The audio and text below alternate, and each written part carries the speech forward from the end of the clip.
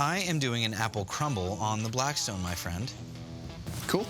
It's a bourbon butter apple crumble all on the griddle top. Okay. Nate, what do you got going on over there? Having a really good high heat cooking oil like this Frizzle increases the temperature of our butter so that I can cook my apples fast and hot.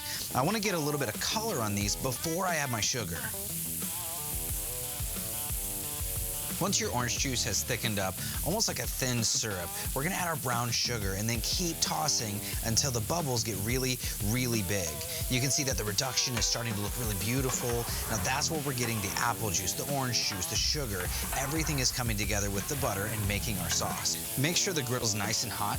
And if you're like CJ, you might wanna have a fire extinguisher on hand, but you could just take a lighter to it. And once it starts boiling, you can give it a little flame and then the alcohol starts to burn off. It's really fun. It's like dessert and a show. It's a way to flex. But if it makes you nervous, you can just give it a toss and the flames go out all on their own. Now we're gonna cook this until the bubbles get really big and it gets really thick. Then it's time to plate.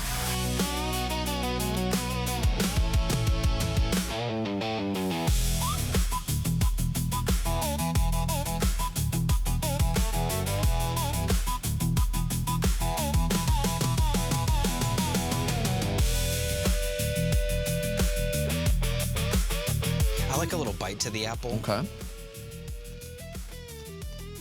The caramel sauce, though. Gorgeous. I'm a big fan of apple desserts. Kind of like apple pie. Kind of like an apple pie in a bowl. Yeah.